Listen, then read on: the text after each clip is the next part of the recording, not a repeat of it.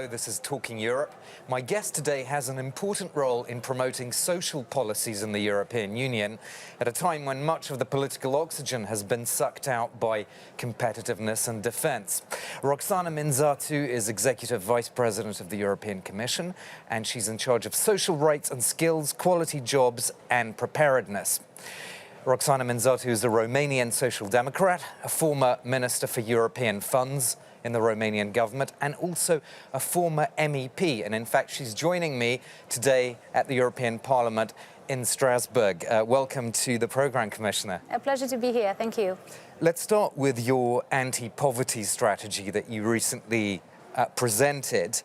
1 in 5 Europeans are at risk of poverty or social exclusion. That's 93 million people. Actually, that 93 million could increase because of the energy crisis, couldn't it? For sure it could, and I don't want to paint a bleak picture. I just want us to look at the truth and also send a signal of optimism with this strategy. But the reality is that these numbers are dynamic. Cost of living is rising. The energy shocks crisis, the Ukraine, the invasion of Russia and Ukraine, now the Middle East crisis.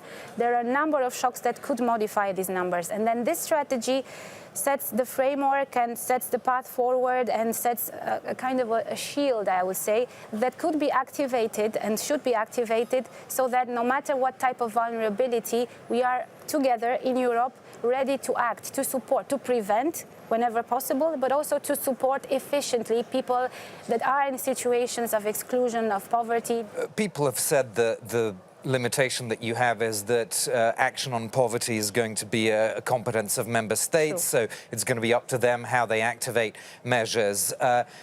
Also, do you think it would be useful at this stage to relax the rules governing the Stability and Growth Pact in the EU? Some EU leaders like Giorgia Meloni in Italy have said it's time to relax these fiscal rules to give households a bit more breathing space as they're dealing with these poverty issues. Would that be a good thing to do?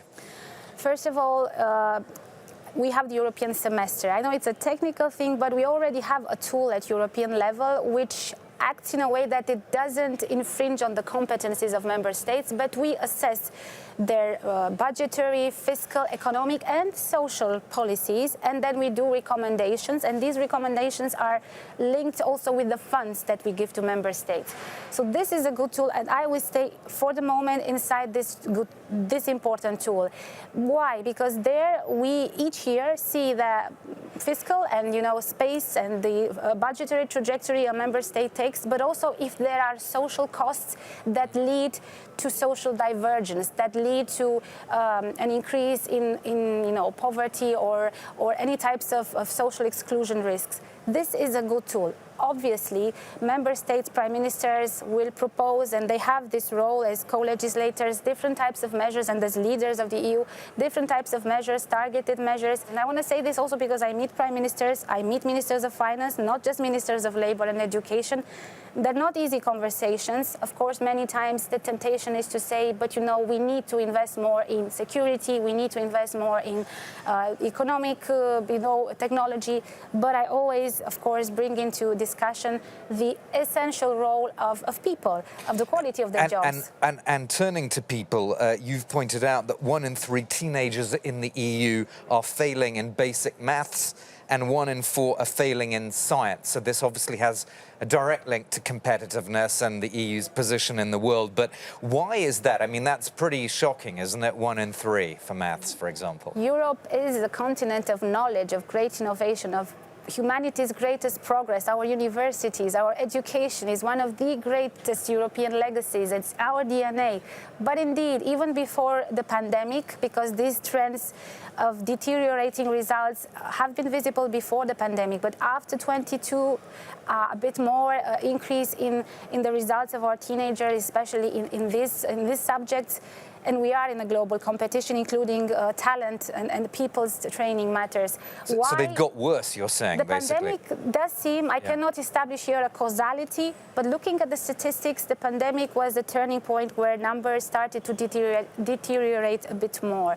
And of course, it has to do with how education was offered, of online teaching, and there are consequences. And I meet with ministers of education, and they have all assessed in their member states the impact.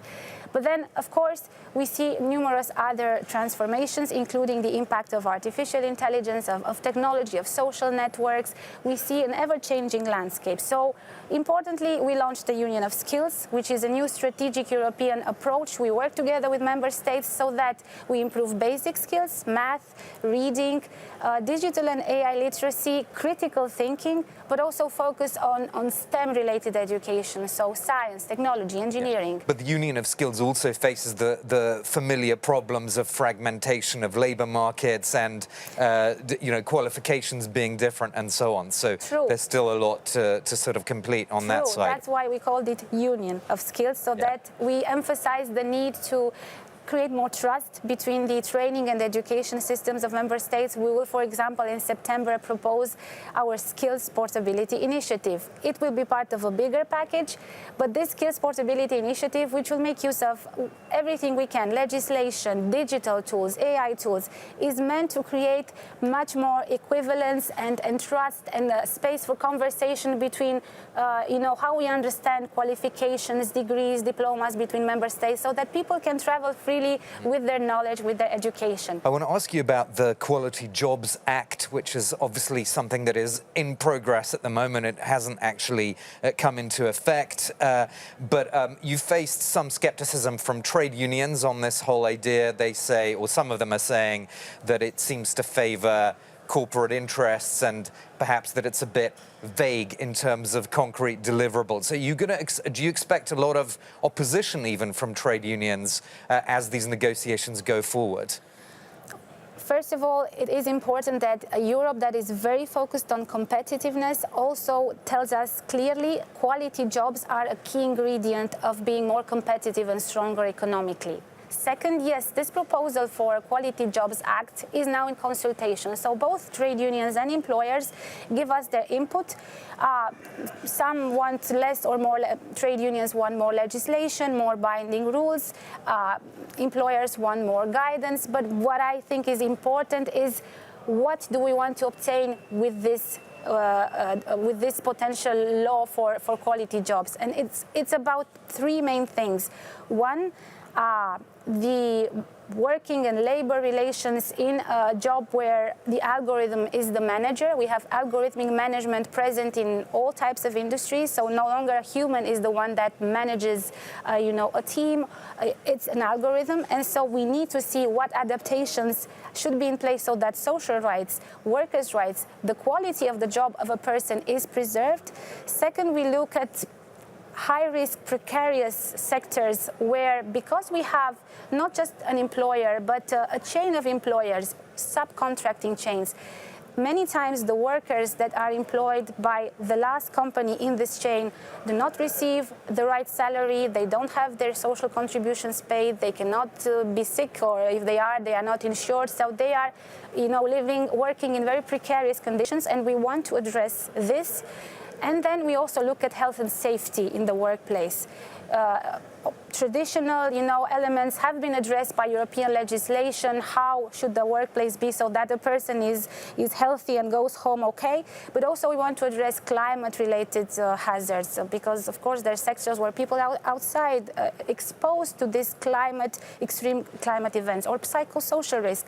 Much more online work means much more psychosocial pressure. So there's a lot in this Quality Jobs Act, complex, a lot of we will have a second round of consultation. So in December, hopefully these will be then finalized, and we will come with a legislative, with a proposal that will have potentially legislative and guidance measures. We will see. I cannot preempt, but potentially it could have that.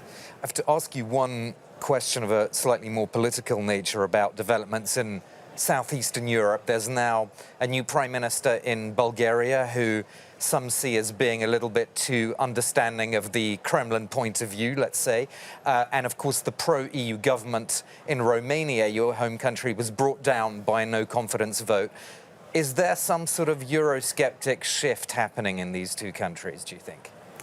I look at the people. I know best my own people, the Romanians, which are, highly pro-European, the dream of a lifetime of many generations of Europeans, and including the current generations, has been to be part of Europe. Many times this was we want to be inside Europe, although we were geographically. This dream does not disappear easily, especially since, there were concrete improvements in people's lives in terms of income, in terms of infrastructure, in terms of, standards from food to environment. But people, of course, will always judge politicians and will always judge also European or global formats from the perspective of their everyday lives. So we need to also be able to address their concerns about their cost of living, their concerns about, the taxes that they pay.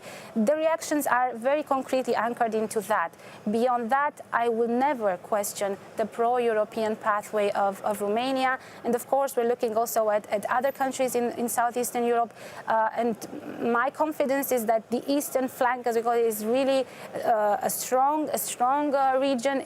Its role from a geopolitical and security perspective is absolutely crucial. And I work very well with all countries, and I know a bit the landscape. So beyond what democracy allows, and democracy in the end gives people the right to choose, it is very important also for us here in Strasbourg, in Brussels, for European policymakers to stay very connected with the real concerns of the citizens in all countries and give responses that are connected to those concerns and show the exact solution. We'll have to leave it there. Thank you so much for being our guest on Talking Europe, Roxana Minzatu, Executive Vice President of the European Commission. And that's all for this episode here on Talking Europe. Thanks for watching us.